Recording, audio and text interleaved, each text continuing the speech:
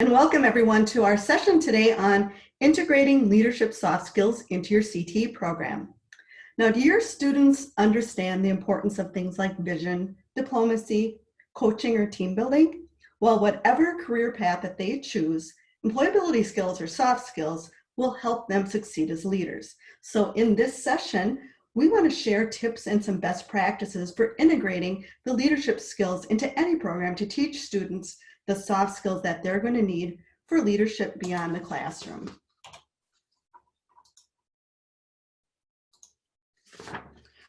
So first of all, we are briefly going to discuss why soft skills even matter. And then we'll get into a variety of activities and ideas that you can use for weaving leadership soft skills into your courses.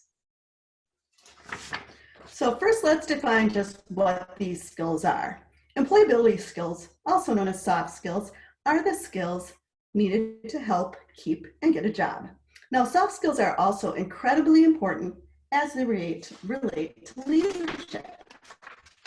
So helping your students become college and career ready is a primary goal of your programs. Developing young leaders is another.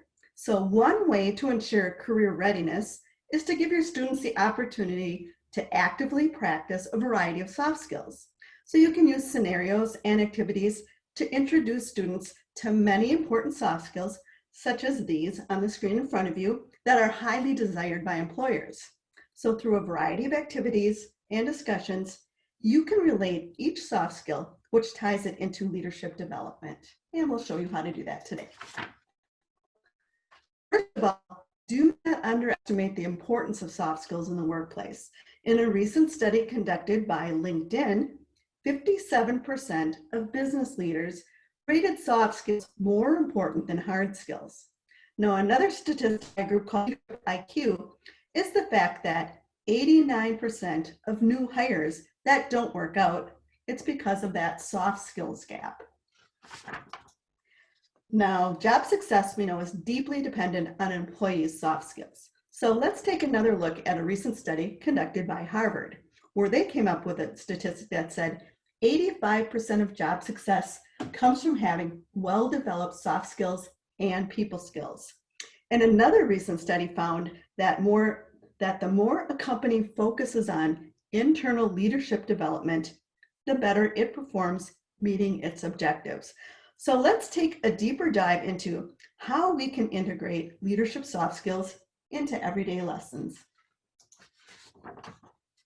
So here are some activities and ideas for incorporating these leadership soft skills into your everyday lessons. First of all, best practice number one is engage your students. And this first best practice for integrating leadership soft skills, of course, is to engage your students. And that is all about, we know, CTE in general is about hands-on experiential learning. So it is no different as you introduce leadership soft skills for practice and application in your lessons. So helping students learn self-confidence is an important soft skill for any occupational area. Now, we know that in a post-COVID work environment, things like a handshake may no longer be the norm. So practicing a professional way to introduce yourself and initiate a conversation, making that solid first impression is a great way to engage your students. So one idea is to introduce the acronym SPECIAL as a way to practice professional introductions. So smile, start with that smile, be confident. Posture, stand up straight. Eye contact, look them straight in the eye. C, confidence, be positive and self-confident. You are worth getting to know. I, introduce yourself, practice what you'd say in a short elevator speech about yourself. A, ask a question. Asking questions shows that you are engaged and you're interested. And lastly, L for learn and listen. Learn and listen from the other person by using active listening techniques. So you could introduce the acronym and then pair your students up and have them practice that with each other. So starting with a strong introduction is a great, quick way to engage your students. Now we'll share a variety of other lesson activities you can use to engage students as you introduce leadership soft skills. So here's one way you can use things like scenarios to teach the skill of trust. Helping students learn how trust and confidentiality are important to leadership is really key. So here's something that you would share with students.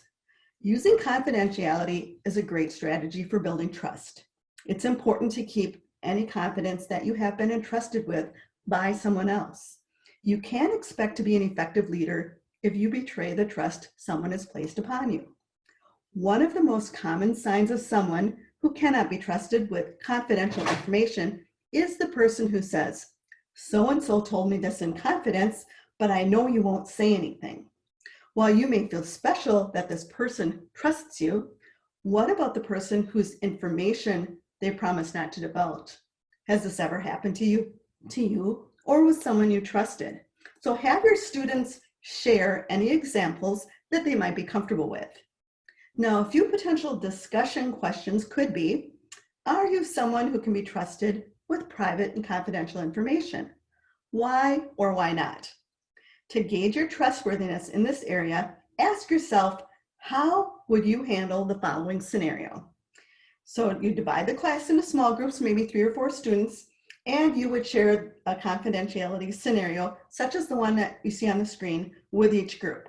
Now, you could use one for every group, or you could come up with several so that each group has their own scenario.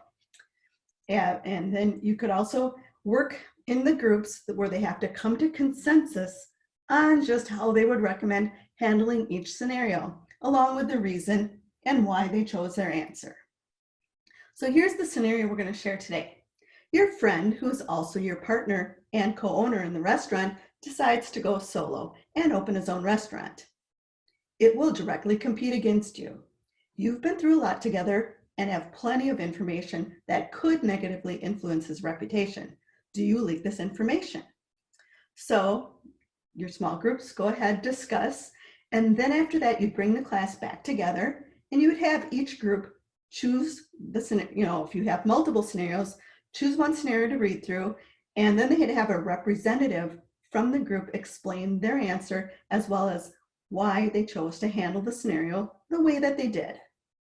Now, when you keep things confidential, that should remain confidential, you will gain the reputation as a person who can be trusted and grow strong in character and value. Now, you could also do an activity like this in a distance learning format by posting it as a writing exercise on an LMS system or in Google Classroom.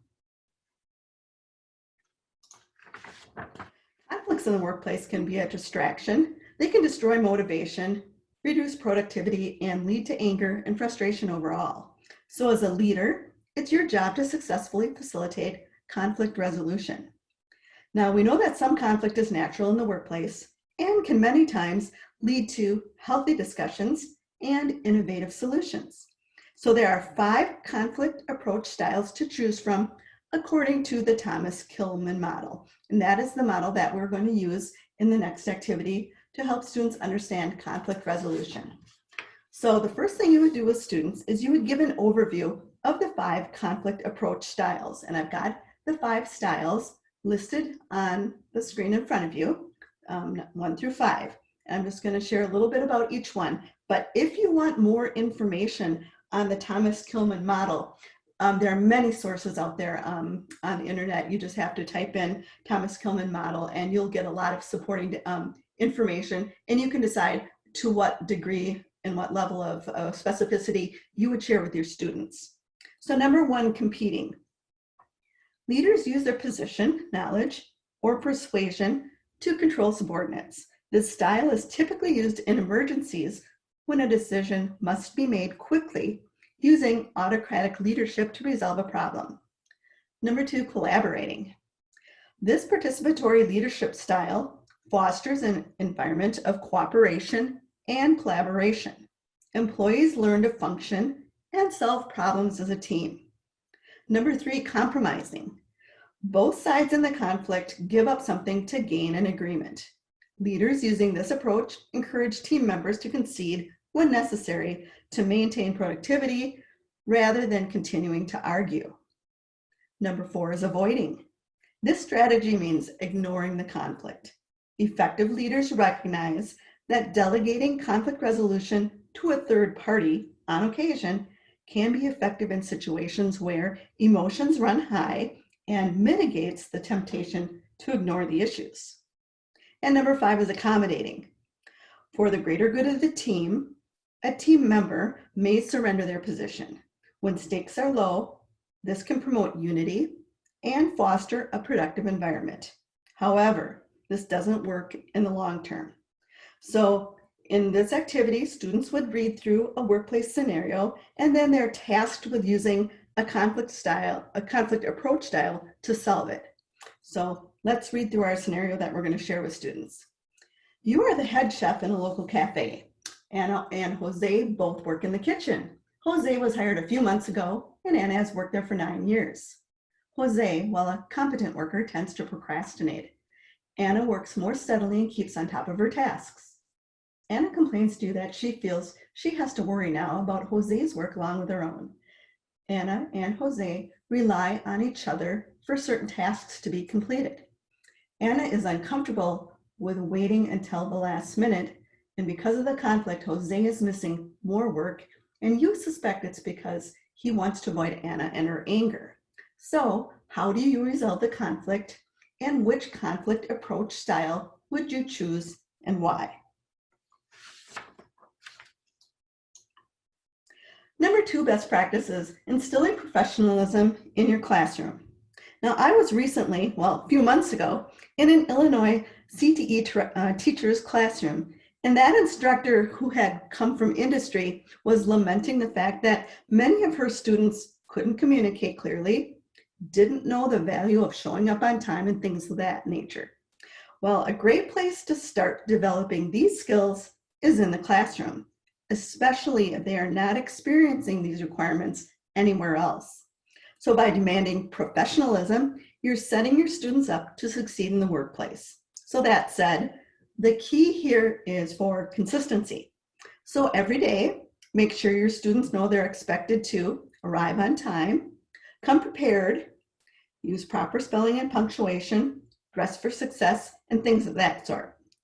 So now we know you might not be able to do every one of these items every day. The idea is to try to mimic a work environment and get your students used to these professional habits.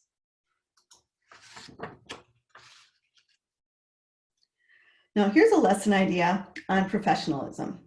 First of all, begin by introducing the definition of the term professionalism to the class.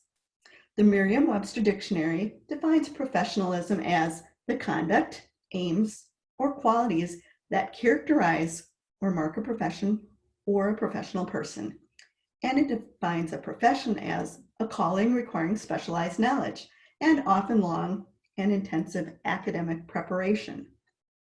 Professionalism integrates a number of different attributes which together serve to identify and define a professional.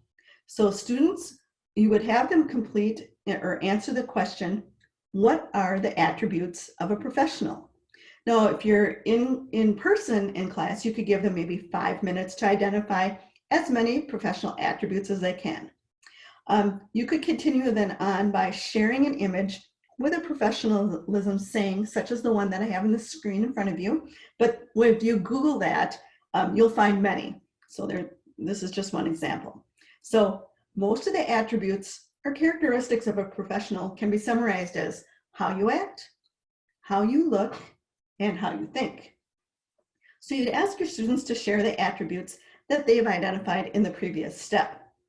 And next, you could provide some thought-provoking questions to facilitate discussion, such as, are professionalism and leadership the same thing? Are characteristics that you would consider, or are there characteristics that you would consider professional, but not characteristic of a leader? Why or why not? In a distance learning environment, you could post this as a writing assignment or in a discussion forum on an LMS system to have students chime in on some of those key questions. So there are definitely ways you can take these ideas, and if you find yourself in a remote situation this fall, just adapt them for that environment. So as a leader, there's a difference between telling people what to do and working with employees on professional development. So a core competency for an effective leader is a coaching skill, which focuses on developing employees. One way you can introduce the concept of coaching as a leader is through a TED Talk. If you Google coaching, you'll find many that can be used on YouTube. Coaching TED Talk. So the one I have an example here that I found was quite good, I thought, and it runs about 18 minutes. And the speaker for this one that the link is for Mark Smith. But like I said, there are many to choose from, and many of them aren't terribly long. Again, if you're in a remote learning environment, you could find a TED Talk on coaching as a leader that you like, copy that link, and then you could provide that in your LMS system for your students to view remotely. So next, you could ask your students to identify coaching skills that leaders should have. Students could write them down or submit them to you online, or you could ask the question as a class exercise and come up with a master list. Again, students could post the list in an online platform to be shared so students could see each other's as well. And here are 10 that we just suggest that you share if they're not on that list. So recognizing strengths. Embrace and capitalize on the strength of each team member. Practice involved detachment. Be fully engaged emotionally while remaining non-judgmental and objective. Own the results. Be accountable when things go well and when they do not, so that you can improve and grow. Show empathy. Connect with others by walking in their shoes without an agenda or judgment. Number 5, know how to partner. Pull with and for team members. Don't direct, but ensure that individuals are heard, valued, and validated. Number 6 is remain curious. This is the difference between knowing and discovering. So encourage consideration and inclusivity. 7, pick up and give subtle communication. Listen for what is said and what is not said. Develop a process you can replicate. Find a coaching methodology that works and refine it so that it's efficient and you can replicate it. Number 9, ask open-ended questions. Create openings for new action. Don't just problem solve. And number 10, create a strategic vision for transformation. Set visions for others to reach for and to achieve greater for themselves. Now, using these 10 skills, share the following scenario, or you could create one of your own. And then after reading it to your class, ask your students how they could use some of the leadership skills to coach their employee in the scenario. So here's one that I came up with, but you could also come up with a short one that ties into the CTE area you teach.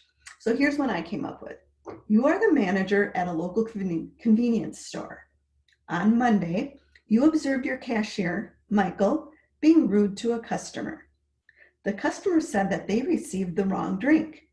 Michael said that he gave them just what they ordered and that he was right. He said he would not give them a new drink unless they paid for it. The customer walked away very angry and left the building. So have your students go back to their list of all of the attributes of coaching or strategies for coaching as a leader, and then apply them to the scenario that you share with the group. Now, SMART goal is a goal-setting technique that allows leaders the opportunity to set actionable objectives that receive results. Many managers and leaders may use this method to further break down long-standing, vague, or unclear goals. Each letter in the acronym is a principle that can be used in the process to create goals that make sense. So here's an activity where we're going to share a scenario and have students write a SMART goal for the young lady in our scenario named Maria. So here's our scenario. Maria is a recent college graduate. She has a degree in interior design. It has always been a dream of hers to start her own business using her own designs for things like office spaces. She likes the idea of having her own business so she can work when she wants and travel. She loves to travel with her family, and she uses some of the pictures from her trips in her room designs. She would really like to be able to quit her part-time job in a couple of years, to run her own business full time. So Maria's broad goal is, I want to start a business. Now you would task your students to writing a SMART goal to help Maria reach her goal. Now, again, you could also create a scenario that you could use for creating a SMART goal in a CTE area that matches what you teach. It's not difficult to do. You can see some of these scenarios are fairly short, but they can definitely tie into the areas that you teach. So here's something on tact. Now, diplomacy in leadership refers to the use of tact in such a way that negotiations, policies, conflicts, interests, and benefits are agreed upon, and both parties are happy with the outcome. It's a unique skill set that some people have naturally, while others develop through practice, trial, and error. So a leader who uses diplomacy and tact excels. So this activity will help students understand what diplomacy and tact are and how to use these skills in the workplace. So you could share the following strategies for communicating with tact. Number 1, consider the other person's viewpoint and acknowledge it. Number 2, consider cultural differences. 3, be discreet. 4, be gracious at all times. 5, have empathy. 6, be an active listener. And 7, be respectful. So now that you've shared strategies for communicating with tact, you could have your students put this into practice. So you would share with them statements and say, how would you restate each of the following statements to be more tactful? Now here's a few that I came up with, but you could create a dozen or more of your own very easily, or you could even have each student contribute one statement that another student has to restate. So for example, the first one here, I want that accident report now. Restated with tact could be, could you submit the accident report as soon as possible so that we can brief our insurance company? So you could have your students work through these and put that strategies for communicating with tact into practice in a very easy way. So here's our best practice number 3, and that is to strive to integrate some sort of leadership skills into every class. Now, good effective leadership is a skill that can certainly be learned, practiced, and improved upon. And while we tend to notice, obviously, the more obvious charismatic leaders with the loud and bold personalities, the fact is that anybody, even the quiet kid in the back who hardly speaks a word, can be a leader. In fact, it is highly likely that at some point in their life, everyone will be called upon to lead in some capacity. So with this in mind, it is crucial that we provide what training we can to prepare students for leadership roles, to prepare them to be good, effective leaders that will take others in a positive direction. So our world certainly needs those good, effective leaders. And with a bit of training and encouragement, our students have the potential to meet and even surpass that need. Now, to get this point across to students, if you look on YouTube, there are at least half a dozen videos with the title, Everyone Can Be a Leader. And that might be something that you'd like to share with your students as well. So one easy way to integrate leadership skills into every class is through the use of icebreaker activities. These could be a 30-second introduction or a focused 5-minute activity, but leadership skills can definitely be addressed in every classroom. So here's a few more ideas for icebreakers. And some of these students are probably not even aware that they're learning these types of skills. So collaborative work helps build communication skills. You could start with a quick think, pair, share activity where students pair up for a quick discussion. Open-ended questions help build problem-solving skills. So you could write a big idea question on the board or pose it to them, if you're in a remote situation, on an LMS system, and have students journal their answers.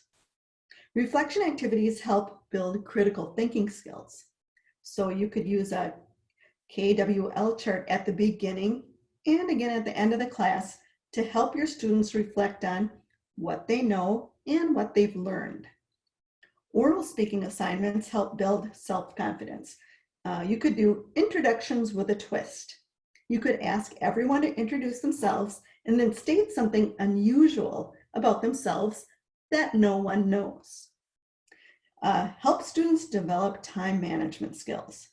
To do this, you could give each group, or divide students into small groups, and give each group a bowl or some type of jar that has some small items, maybe marbles in it, and then ask them to put a few larger objects, it could be like tennis balls, or something similar in it. And in this case, the smaller objects, which could be those marbles, are going to spill out, and the students will be doing their best to pile them back in again. But then what you would do is show them the trick of putting in the larger objects first and the smaller objects around it. Now, this just illustrates the point of prioritizing the big stuff and fitting the smaller things in around it. And we know that when you get interruptions during the day, those could be referred to as those small things like the marbles. So now we're going to talk about observation. Observation is a powerful tool for learning for all of us, but as a leader, it is perhaps even more important. So as a leader, we need to be aware of how individual team members are doing and watch for things like engagement, team dynamics, behavior, communication, and so forth. Leaders need to be looking, noticing, asking, and being aware of to spot trends, learn more, and lead more effectively. So this activity is going to help your students harness the power of observation as a leadership skill and put it into practice. So for this activity, you're going to find a photograph with a lot of detail in it. Now, you might wish to choose one that relates to the CTE area that you teach. And you're going to explain to your students that they're going to view the photo, or you could have several lined up if you wanted, but view each for 30 seconds. Now, after the 30 seconds are up, your students are going to be asked a series of questions. Now, you want to make sure that you advance the slide presentation or stop showing that photo after 30 seconds. And that way, students are going to have to recall using their powers of observation. So we're going to do that here today, and I'm going to leave this image on the screen here for you for 30 seconds, and we're going to start now. So go ahead and look at that. When after 30 seconds, I'm going to advance it and then ask you a series of questions.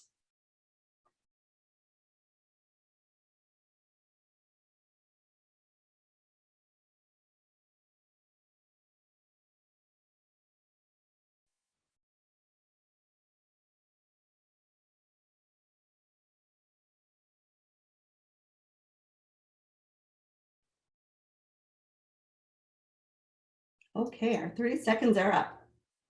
So after your students have finished viewing it, then you could pose some detailed questions. And if you'd like to, for fun, go ahead and jot down the answers to these 6 questions just on a sheet of paper you might have available to you, and I'll share the answers with you. So what fruit was being cut? How many apples were uncut on the table? How many students did you see? Versus how many instructors were in the room? What were the students making? Were measuring spoons present? How many students were wearing aprons? So you can see you could come up with, questions surrounding a photo like that. So in case you're wondering about the answer, apples were being used. There were 3 uncut apples in the photo, 6 students, 1 instructor. They were making an apple dessert of some sort. Measuring spoons were not present, and 4 of the students were wearing aprons. So now we'll move on to an activity involving honesty and integrity. Having honesty and integrity in the workplace is one of the most important qualities in great leadership. So in this activity, your students are going to learn what this means and how to apply these skills to their work and their personal lives. So you can begin, if students are not familiar with these words, by defining each. So honesty is defined by a person's relationship to truth and deception, or lack of it, while integrity is defined by a person's relationship to principles, such as codes of conduct and/or morality. Integrity stands as a more broadly demanding concept morally in comparison to honesty. So you can see how both are an essential part of being an effective leader. So for this activity, you would find quotes or sayings online that focus on honesty and integrity. You would share these with your students, and then as a writing exercise, have them journal and ask for students to tell you what they think the quote really means and why. So here are two examples that you could use, but there are many, many more out there. So students would find one, read it, and then in writing, tell you what they think it really means. Here's an activity surrounding visualization. The visionary leader can clearly articulate their view of the future, allowing followers to understand how they play an important role in the future state. So by doing this, followers become committed to sharing or making that vision come true. So this activity will help students understand what it means to visualize something and how they can apply this to their own life. So in this exercise, it includes thinking about things like goals, the future, and dreams your students will have. They are going to be led through the visualization with a series of questions. So you'd ask your students to close their eyes, and then you're going to lead them through a visual imagery exercise. You could use the following prompts that I'm going to share to guide your students to not only think about, but also to visualize their goals, their futures, and their dreams. So you want to be careful when you do this to pause between the prompts in order to give the students time to create those visual pictures and really imagine the possibilities. Now, to do this in a distance learning environment, what you might want to do is create an audio or a video file that you could post with those prompts, and your students would access that and they could still do the activity. So a lot of these ideas are very adaptable for whichever learning environment we find ourselves in, especially this fall. So here we go. Think of a career or an educational goal or dream that you wish to accomplish. Now, this might be something you are currently doing or something for your future. It could be something you've considered but haven't truly thought you could do. Now imagine what the day would look like when you achieved your goal. Picture yourself in that environment. What do you look like? What are you saying and doing? Who else is there with you? Now see the environment. What does it look like, smell like, sound like? How do you feel? Consider what it took for you to get to this point. How long did it take you? What sacrifices did you have to make? What were the little victories you were able to celebrate along the way? What were the victories that you knew were bringing you much closer to your goal? What did that path look like? Was it smooth and even, or bumpy and challenging? What difficulties did you encounter? How did you walk through these? Think about the time it took to get through each one. Now, picture yourself today and think about the steps you're going to take to get to that goal. So students would open their eyes and then take 5 to 10 minutes to journal what they envisioned. And again, you could do this if you're in an in-person classroom situation or through a remote learning environment. So number 4, CTSOs. Now we know that many CTSO organizations have leadership competitive events. We know FCCLA has leadership star events. FFA has many career and leadership development competitive events and opportunities. HOSA has at least 10 leadership events that cover a variety of soft skills. So we think that some of the ideas that we shared today could help your students prepare for these leadership events. So, these ideas could give your students practice and application of those important leadership soft skills. So you might want to take a few and try them out and see how they go. Now, we've given you a lot of ideas and activities for integrating leadership soft skills into your CTE classes. Now, if you're looking to save time, we have a leadership soft skill program that has 3 components to it. First of all, the teacher guide has 18 ready-to-use lessons, includes a set of 20 workbooks, and then scenario cards, each card featuring 1 scenario for each of the 18 soft skills included. Now, a program like this could be used in any CTE course to augment or supplement what you're already doing. So if you're looking to save time and you like the idea of integrating leadership soft skills into your courses, here is one resource that we do have available. Now, similarly, we also have a program that is called the Employability Skills Program that, again, could be used in any CTE course. It could be a complete unit on soft skills or as a supplement to an existing career prep program. This one has 19 soft skills, all different than the leadership soft skills one. And again, they have the scenario cards and those student workbooks. So we just like to let you know that these types of resources do exist that we can share because we know not everybody has the time to create their own scenarios and prepare all of those activities and so forth. So just wanted to make you aware of those. And we do have some additional free resources that we always like to point you to. First of all, Reality Works has a blog, and we update this on a regular basis. We have guest writers for us. We share information on new product launches, might be classroom ideas and things like that, but a great place to go for ideas and information. We are on social media. We have Facebook, Twitter, other things.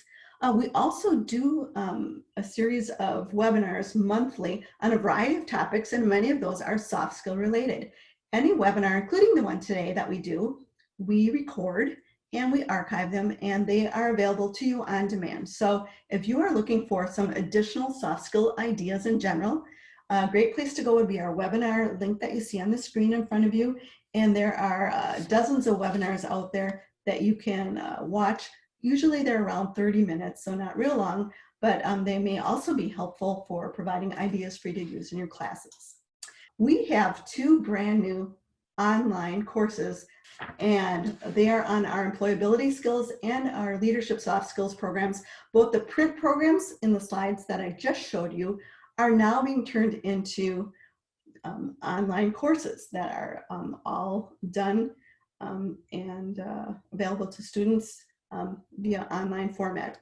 We did this for a few reasons, but one big one was the fact that with the COVID-19 and all of the change in the learning environments, we have received more and more requests for resources that instructors could have available if their students are in a remote learning environment. And these 2 programs are going to be perfect for that. Some of the key features are that each lesson, each program includes the same lessons and soft skill topics as the print program. Each lesson is self-paced. There are all sorts of ways that students are engaged with that content. Learning objects, there's videos, there's self-tests, there's just a lot of different ways that content will come to life. It's not just reading. So we think that students will find it engaging, and it will also help them learn about key employability and leadership skills that they can learn in a really engaging online environment. The courses include progress monitoring, so students can see how far in each lesson they've gone and when it's completed. There are also many exercises that can be submitted to you instructors for accountability and grading. So Emily, at this point, I've talked a long time. We're going to turn it over to you for any of the Q&A session.